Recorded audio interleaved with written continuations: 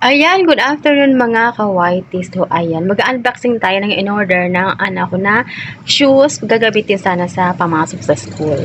So, ayan, iba ang venue natin. Andito ako sa salas namin. O, ayan ang salas namin. Yung picture na yun, nakasal ako yun. O, ayan. Ayan ang mga alik-alik sa salas namin. Yung mga stop toys na yun sa baba. Yung mga stop toys na yan, akin lahat yan. Akin lahat yung mga stop toys na yan. So, ayun ang wedding picture namin. Ayun. O, akin lahat yung mga anik-anik na yan sa baba. Yung mga stop toys na yan. Yan yung mga binigay sa akin ng mga naging manliligaw ko noon. Yung mga yun, ang binigay sa akin noon ng mga manliligaw. So, andyan siya nakatabi. Mayroong ano yan, mayroong mga date, may pangalan kung kanino galing.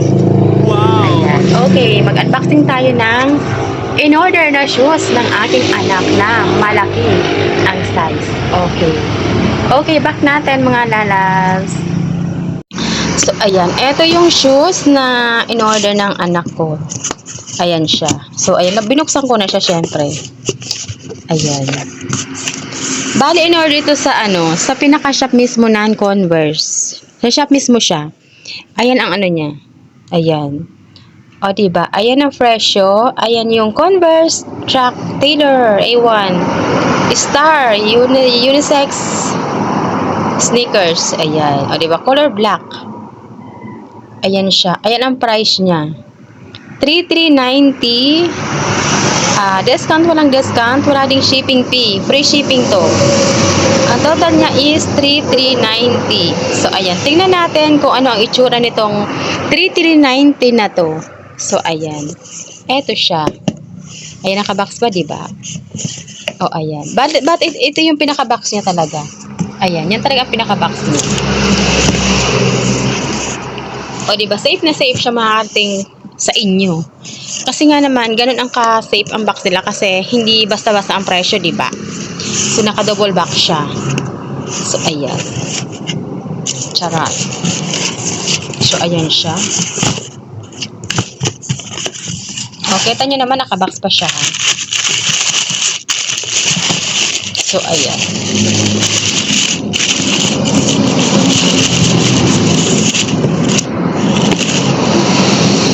Converse. Di ba ang ganda? High cut. High cut siya. Pwede pa lalaki, pwede pa babae. Ayan. Ang ganda niya.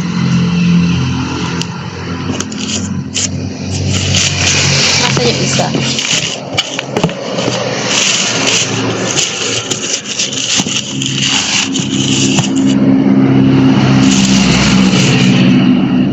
Ayan, ito ang isa.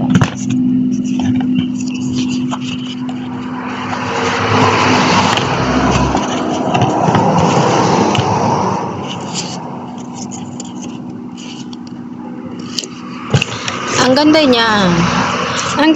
Ang ganda niya kaya lang hindi siya magagamit ng anak ko kasi malaki yung size. Malaki yung size niya kasi nga sa shop talaga to ng Converse in order.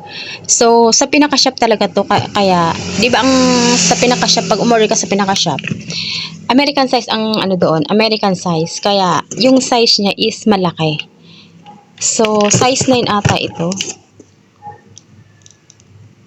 Ano ba ang size nito? Ewan ko kung anong size to ba?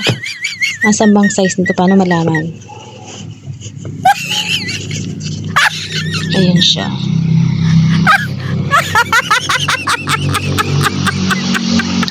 Ah, 8.5. Men's 8.5. Ayan ang size niya. Ano sa kabila?